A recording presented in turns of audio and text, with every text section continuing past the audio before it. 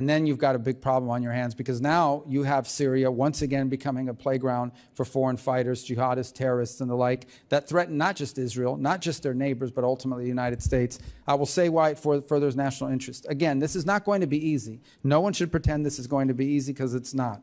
But if Syria could somehow be stabilized, now and for the force, what it would mean for Jordan, what it would mean for Israel, and what it would mean for the broader stability of the region is extraordinary. It is a historic opportunity we hope comes to fruition. We're going to do everything we can. Have to be conditioned on them continuing to live by the commitments I've just outlined that they've made verbally. Now we need to see it in action. Thank you, and I yield back. Chair, Representative Liu. Thank you, Mr. Chair. Secretary Rubio, thank you for being here today. As a member of the legislative branch, I don't have a special exemption to violate the law. You would agree with me, wouldn't you, that in America, no one is above the law? Of course. Okay. And in our system of government, it's Congress that makes the laws, the executive branch that executes the laws, and the judicial branch, when there's a dispute, that says what the law is. Is that right? Within the context of separation of powers, yes. Okay. And the reason that due process is so fundamental to America is before we put the entire weight of the federal government and snatch someone off the street, we might want to ask, hey, do you have something to say about that? Might we have the wrong person? And in the case of Mr. Garcia, the Trump administration admitted in court that they mistakenly deported him to El Salvador. The Supreme Court, in a 9-0 decision, said the Trump administration has to facilitate getting him back. Do you believe the administration has to follow that Supreme Court order? Well, I don't believe he was wrongfully deported. He's an Salvadorian citizen. That's not my illegally in the question. United Do you believe States. the Trump administration has to follow the Supreme Court 9-0 unanimous decision? Within the context of separation of powers. That Okay. No court can tell me how to conduct foreign policy. They can't tell me what I have to say to a president of another country, nor do I need to tell them what I told the president of another country, because I can't I'm conduct just foreign asking you, policy. do you believe the Trump administration has to follow the unanimous Supreme Court I believe we decision? are following it. Okay, so my next question is, what steps have you or the State Department taken to facilitate the return of Mr. Garcia, who was mistakenly deported to El Salvador? The conduct of our foreign policy is an executive function, and how I conduct I'm it, just I don't need to asking you. share with you. Well, and let me I ask you this: share with the court. Have you or the State Department taken any steps to facilitate? We've taken the steps, return? but I'm not going to tell you what they are, and I don't have to, because we conduct the foreign policy of the United States, and I can't conduct diplomacy with a And foreign so- leader if I come to committees and tell you what they said to me, what I said to them, and more certainly a Now, court can't so tell me to say you that have either. taken steps to facilitate Mr. Garcia's return. We've made those. We've made that assertion, and we've made those assertions in court, and All right, we've thank complied. you. I appreciate that. I'd like to ask you now about Ukraine. On August 24th, 2022, you tweeted the following. In the past 6 months since Putin's criminal invasion of Ukraine, Ukrainians have shown incredible bravery and strength as they fight to defend their homeland. On Ukraine's Independence Day, the free world applauds their courage and celebrates Ukraine's sovereignty. And then also in 2022, you said the people of Ukraine are tough people who will never accept being ruled by Putin. I want to ask you, I assume you continue to believe what you said in 2022, right? That we should celebrate Ukraine's sovereignty and that the people of Ukraine will never accept being ruled by Putin, right? Yeah, that's why we're trying to end the war. All right. On April 30th, 2018, you tweeted, glad to see State Department confirm delivery of Javelin anti-tank missiles to Ukraine. The U.S. should continue empowering Ukraine and other allies to defend against the threat of Russian aggression. You would agree with your prior statement that the U.S. should continue to support Ukraine against Russian aggression, right? We've supported them more than anyone in the world. All right. Unfortunately, it appears Secretary of Defense Pete Hegseth went rogue, and the serious news organizations reported that Secretary Hegseth paused military support to Ukraine without President Trump's knowledge. I'm going to read you from one article dated May 6, quote, Pete Hegseth canceled military aid flights to Ukraine just a week into Trump's second term without the president even knowing, according to Reuters. The order initially sparked mass confusion within the administration as national security officials in the White House, the Pentagon, and the State Department couldn't figure out who ordered the halt in flights. This is yet another example of the chaos and lack of cohesion that Hegseth has brought to the Pentagon from day one. Did Secretary Hegseth tell you before he ordered the halt in flights to Ukraine of military weapons? I can't comment on that because I don't remember that. I don't remember ever hearing that, to what you're claiming now. So your understanding is he never told you he was going to halt these flights? I just know we're providing them assistance now, but the war ultimately has to end. In 2016, you stated the following: from his repression of the Russian people and the assassination of his critics, to his dangerous invasion of Ukraine, the occupation of Crimea, to his threats against our NATO allies in Central Eastern Europe, to the war crimes committed by Russian forces, Putin's Russia is a threat to global stability. You would agree with your prior statement, right, that Putin's Russia is a threat to global stability? I would agree that in my role as Secretary of State, my job is to bring Russia to the table to end a war, and that's what we're trying to do right now. We're trying to end a war that more people don't die. Thank you. And trying to end a war, I simply note that Putin on Palm Sunday launched a barrage of missiles, killed a bunch of civilians. Right before his conversation with Trump recently, he launched a bunch of missiles, killed a bunch of civilians. So clearly, Putin is giving the middle finger to you and to the president. I urge you to defeat Putin on the battlefield. That's the only way to get him to the negotiating table. I yield back. Chair now recognizes Representative Kim. Thank you, Chairman. Secretary Rubio, thank you so much for coming to our committee. Before I extend my condolences and prayer to Representative Connolly's family and his loved ones. The president has said repeatedly that statement with his actions, from $100 billion in the investment in the United States from TSMC amendments to the recent historic trade deal with the UK and successful tariff negotiations with more than 50 countries. I agree, strongly believe that the State Department should be equipped with a robust economic toolkit to secure greater market access for American businesses. But unfortunately, the department's economic statecraft policies, of which my subcommittee on East Asia and the Pacific have, in recent years, it has not been effective in meeting those goals and ensuring U.S. leadership on the international stage. So Secretary Rubio, producing results that Americans desire, and what additional tools are needed to implement the president's commitment to make economic statecraft? It's one of the questions that's critical to our reorganization. That's why it's so important that even economic affairs be prioritized at the level of the embassy and the regional bureaus, because again, one of the issues that's held us back is on energy. It is by far the #1 need around the world, not simply because you can't develop an economy without energy. You can't even keep pace with the transformation of our economy without energy. AI alone will consume in its production both of semiconductors and ultimately of the equipment required for AI. AI alone will require a consumption of energy far beyond what the world is capable of generating today. The countries that are going to succeed and win in the race on AI and higher technology are the ones who can produce reliable, affordable energy over a sustained period of time and at sufficient loads. And so countries all over the world need more energy. And that's been held back by the fact that we're telling people you can have energy, but it has to be windmills and solar panels. We have to be able to use things like LNG, like nuclear energy and others. And we're open to other things. Hydroelectric is very viable in some places not much. But I think energy has to be at the core of our economic opportunities because countries around the world are asking for it. Thank you, Secretary Rubio. I want to talk about another issue that is very important to me and to you. When you're in the Senate, your human rights reauthorization bill, of which I am trying to champion on the House side, the critical legislation calls for appointing. We want to make sure that that position is not left vacant. So can you talk about if you have plans to appoint to me? Yes, and obviously that's going through the process of presidential personnel for the appointment process to find the right person, make sure the vetting is cleared, and so forth. We've prioritized secretaries and other Senate-confirmed positions. I know all of you would want to see more government officials appearing before you. We've got to get them confirmed by the Senate. We've just now begun to make some progress. I got a deputy 2 months ago. We just got another deputy for management just a few days ago. And we're hoping this week we'll get some more of those Senate-confirmed positions. So we're working through it. But obviously our intention is to have someone as the statute requires. And issues becomes on the top burner of the issue. Thank you so much. I'm going to yield the balance of my time to Rep. From Guam. We've got about a minute here. Just elaborate a little bit more. I'm really interested about your approach, diplomacy approach for local U.S. economics and local government investment, especially in the Indo-PACOM area, and giving some money back to the government there. We have a Guam Economic Development Authority expand. We have a unit that deals with subnational diplomacy, which of course this would become a priority for them as well. And again, I hate to be a broken record on this, but it's just another functional bureaus down to our regional bureaus and or embassies and our regional presence will allow us to identify unique opportunities, whether it's in the world. It allows these issues to be highlighted and us to move quickly on actioning it. Thank you, Mr. Chair. You back. Thank you. Chair Mr. Secretary, I want to turn to the war in Sudan. This is, as you know, the world's largest displacement and humanitarian crisis. I saw firsthand the suffering when I visited Sudanese refugees in Chad.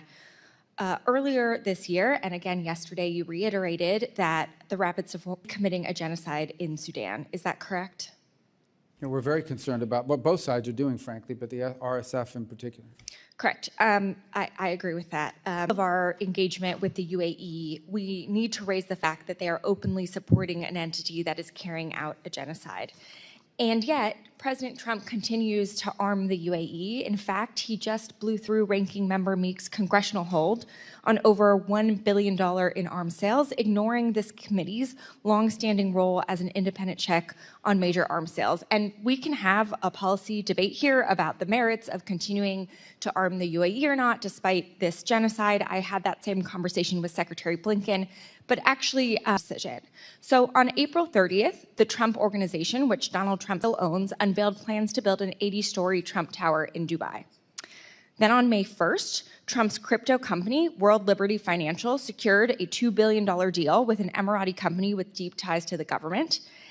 And only 11 days later, on May 12th, your department notified our committee that it would ignore Ranking Member Meek's holds on UAE arms sales. Secretary Rubio, we have a president who is personally profiting from a deal with a foreign government-backed company at the same time he is selling lethal weapons to that same government. Isn't that a clear conflict of interest? I think no matter who was president, they would have to deal with the UAE. We have to. They're a member. That's not my question. We can have a policy debate about how we should engage with the UAE. They're making claims about corruption, and I'm answering that any president, they're a member of the Abraham Accords, number one. They've been incredibly cooperative on a bunch of other issues. We don't agree with them on 100%. We have concerns about some of the things they do, but this is called the interest to have a good relationship with the UAE, despite the fact that there are things we do we don't like. Secretary Rubio, I don't disagree with you. I just visited the UAE a couple weeks ago and had these very same conversations. President Trump is personally profiting from a deal with a foreign government while selling weapons to that same government who is enabling a genocide. Policy aside, are you really saying you don't think this is a conflict of interest? No, you're making claims. The president's family owns a business, and they can conduct business anywhere in the world they want. The president's never once raised business deals in UAE when talking about it. Any president would have to have a relationship with the UAE. Secretary Rubio, that's just silly. The previous administration had one too. President Trump has retained his ownership of these companies, and I have an image right here from World Liberty Financial. Is not the face of the brand of this company on top from benefiting from them, and it literally says on the website that Mr. Trump and his family members own a 60% stake in this company. That's silly. So we can talk about the policy merits. That's not what I'm asking you. I'm asking you a very simple question. Do you believe it's a conflict of interest to have a president personally profiting from a deal with a foreign government while selling weapons to that same government who's enabling a genocide? I don't accept the premise of your question. I think this has nothing to do with personally benefiting from anything. This has to do with the fact that in order to conduct foreign policy in the Middle East, you're going to have to deal with the UAE. Mr. Secretary, this is a clear conflict of interest, and anyone with any common sense can see that. The president is personally benefiting from billions of dollars of deals, and he doesn't care at all about the people of Sudan who are experiencing famine and genocide. It's shocking to me that you can't admit that. It's clear that you seem more concerned about staying in Trump's good graces than sticking up for human rights and American values that you once were a champion for. With that, I'm going to yield the remainder of my time to Representative Olszewski. Well, you make these claims about staying in good graces. You accuse people of being reclaiming my time, corrupt. Mr. Chairman. Thank you, Mr. Secretary. I appreciate a UAE. softball for you, yes or no, since I don't have a lot of time, and I appreciate it. The chairman gives me a few seconds back.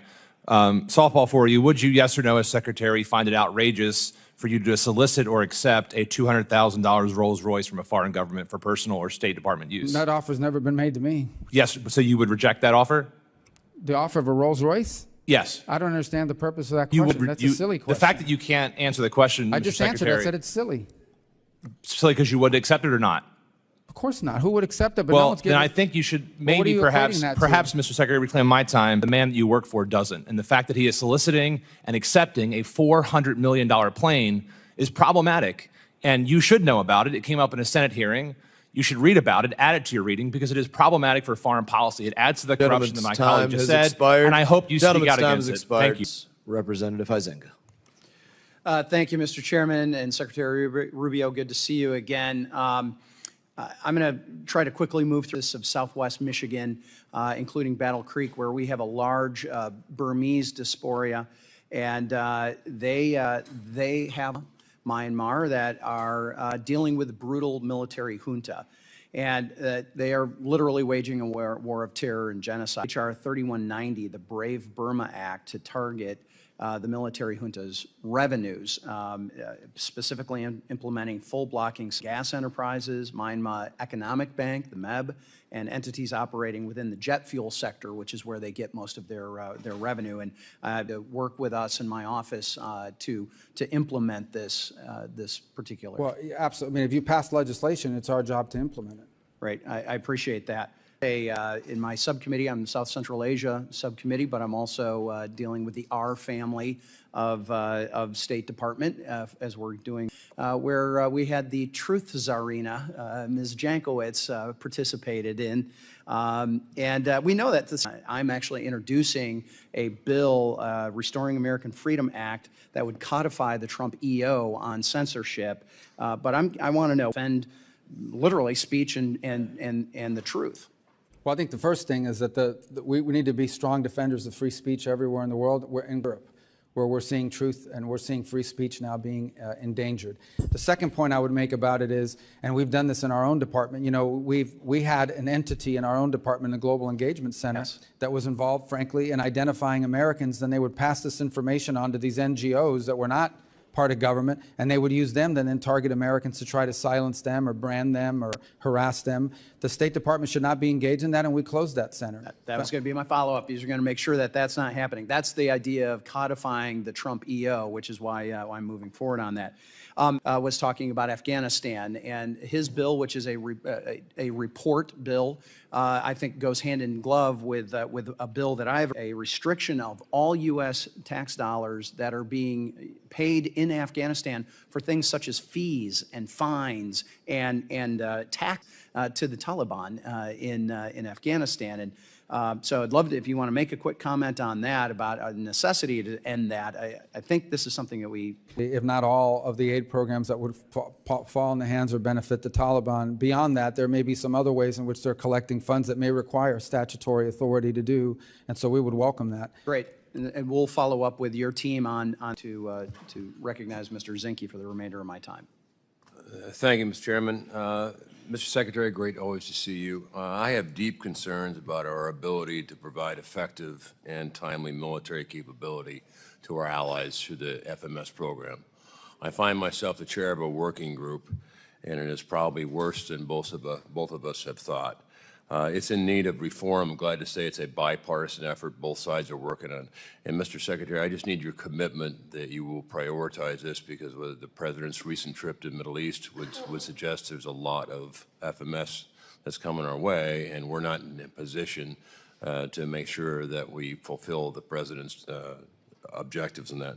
So I just need your commitment, sir, that you'll help us and spend some time with us to wander through this and get it fixed. Yes, it's among one of our leading priorities of reorganization and reform, is to reform that process, to moves quicker and moves faster. We get so many complaints. Every bilateral engagement we have is someone complaining about some sale or even a financing deal that was been in place for 5 years through the process. So we've got to reform that system. And frankly, the other impediment we have with foreign military sales is our industrial capacity to build munitions quickly enough to deliver for our own needs, but also, and that can be improved if we have a faster system that's delivering on these contracts. I would agree, and I would say our military supply system in this country would not exist if it wasn't for foreign military sales. So with that, thank you for serving again. I appreciate you being here. Thank you. Joan yields. Chair recognizes Ms. Sherfullis McCormick. Thank you, Mr. Chairman, and thank you, Secretary Rubio, for being here. My question is about Jordan, with economic challenges and lingering extremist threats. Furthermore, the global assistance freeze continues to have a negative impact on Jordan, despite the administration's granting several economic assistance remain suspended. This is not only impacts Jordan, but it also the security of Israel.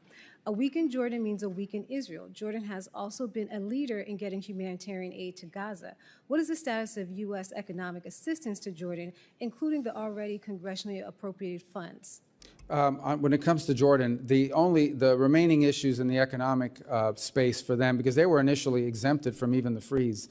And there was, however, a holdup on a number of programs involving water, particularly desal. And we have approved those. There were 2 that were somehow not moving through the system. Those have now been approved. And I think very shortly, if not this week, early part of next week, we should see that program flowing. We've been in close touch with the Jordanians on it. It's been a source of frustration for them and frankly for me, but ultimately, Thank you. I want to shift over to the Western Hemisphere. As Senator, we worked together several times, and I thank you for visiting the island of Hispaniola, specifically Haiti and Dominican Republic within the first. The recent designation of Haitian gangs as foreign terrorist organization, it sends a clear signal that what their actions are unacceptable and we won't be approving of them. But I have some about making sure that it's actually punishing the gangs and not punishing the people. Specifically, we want to make sure that the humanitarian aid that's needed for Haiti actually gets into Haiti. Have you had any kind of steps you're taking to mitigate that? yes. So we think that designating them was important because as both you and I know, there are individuals, including living in our home state, who are in cahoots with some of these gangs. And we can talk broader about the Haiti problem because it's something I feel very passionately about, but on the point you're trying to touch on, and let's be frank here, we are concerned that humanitarian groups, in order to distribute humanitarian aid, are often charged, for lack of a better term, tolls. You got to pay them money to let them go. Will that make them somebody money to let them go through? That is not the intent of these sanctions, and we don't intend to punish them. The fundamental challenge we have in Haiti is that none of our existing international mechanisms are built for this problem set. Our international mechanisms are largely built factions, tribal factions, political movements from each other. This is a country that's being threatened by 35 to 40,000 members of a crime. It's a very different mission set. So we're undertaking right now a substantial review across the interagency of what options exist to tackle a country term. They don't care about governing the country, they just want to control territory. So if there's no government, there's no one to, it's like allowing the mafia to take over the 5 boroughs of New York. That's if the OAS can't put together a mission to handle the most critical region in our hemisphere. And we're going to challenge the OAS to let's build a mission with regional partners to confront this. We're grateful to the Kenyan solution. Well, that takes me to my next question also when it comes to Haiti. There's an underlying June deadline when it comes to the MSS. Could you please tell us any way you're trying to handle that? Yeah, we're going to continue because it's the only mission. And number 2, because of the Kenyans, and they've been very brave in their willingness to do it. And number 3, because who's going to join a future mission if the pre-mission is going to solve this problem? It could be part of the answer, but it won't alone be the answer. I have a lot of questions, so I'm going to run through it. The next one I want to ask you is also the biggest issue we saw with the mission is their inability to actually amendment or changes to give them the ability to fight, or is there another option you're pursuing? Well, I think there's 2 limitations. One is the mandate that's been provided to them to be defensive in posture. Unless you go out after the eliminated, put in jail, eliminated, you got to get rid of them. As long as they're around, you won't be able to have stability in the country. The other is capacity. They've had complaints about not having a force posture, not having the legal authority, and not having the appropriate equipment, they claim, to be able to conduct some of these missions. And my last, since I have 1 minute, I want to specifically when it comes to energy security, we have to make a forward movement when it comes to Africa because they have so many minerals.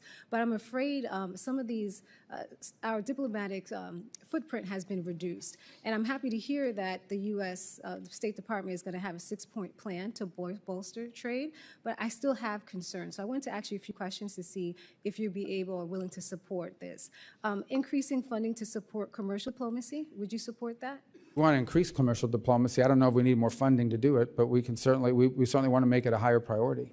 And also increasing funding for financial institutions to support projects and de-risk those economies. There are many different companies who would like to invest and help us build that footprint by having more economic relationships with Africa so we can have more of a partnership in trade. Would you support increasing funds to those financial institutions? Well, I actually think those would lend themselves to both the Development Finance Corporation and potentially Millennium Challenge Grant opportunities outside of the traditional aid. I think Africa is looking for development. They're not looking for charity. And by the way, we have not reduced any diplomatic footprint other than in the DRC. We had to remove some people because of riots outside of our embassy.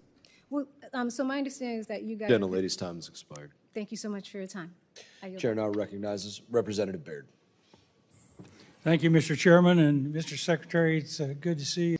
But my question is going to focus on China. You know, they've spent over 2 decades expanding their economic and political influence across Africa and enforcing sectors that I think are critical to the United States interests, particularly in agriculture and critical minerals. So I guess I'm just to ask you, Levin, you covered part of that in your last answer. But I really want to know what part agriculture can play in advancing the U.S. political influence, economic partnerships, and national security in the face of China's growing presence. Well, I think the one point that I would make is, are there opportunities for us to improve the agricultural capacity of many of our partner nations? Some markets that would make sense, but we are looking for opportunities to leverage both technologies and advances to allow more productivity in the agricultural sector. And that's what these countries is. They're not interested in aid, they're interested in development. They want our assistance to develop and to develop capabilities. And we do think that there are advances in agriculture. And it's one of the things we've worked and increasingly working with the Department of Agriculture on is how can we get some of our best practices, some of our scientific innovations that have been advanced by our agricultural sector in the United States and provide them perhaps in partnership with some of these nation states so that they can improve their own native homegrown agricultural capabilities. We think that would be a huge advantage to many of these countries, and many of them expressed interest in being a part of that sort of consortium. I couldn't agree with you more. I think they have the resources that I'm talking about, the land and some of the other resources that are necessary for agriculture, but they just don't have the understanding of the technology that's used in agriculture today. So very good. So how can the restructured Department of State reassert American leadership in Africa, particularly through strategic investment? You were talking about investment early with the investment fund. So yeah. So what we would look to for our missions on the ground at the embassy level and ultimately through the regional bureau is for help us to identify, because in every particular country, the opportunity is going to look different. And so as an example, we're still engaged in the DRC Rwanda negotiations, and our hope to we've gotten them to the table to sign a memorandum, but we hope they ultimately will cut a peace deal. But part of that is the ability to have American companies go in and in an ecologically responsible way, allow the country to benefit from its mineral rights. And from its mineral wealth. And so we want to be able to do that. So embassies would identify this opportunity. They would identify this as a priority. We would empower them to pursue it. So I think that's what the restructuring is really helpful for, is it'll allow at the individual country level for our embassies and its leadership to identify the unique opportunities that exist in one country versus another country. I think in the past, this has sort of been handled as a global thing as opposed to trying to specify it down to the regional and local level. We think we're going to get better results that way because every country is unique and every sector opportunity in every country is unique.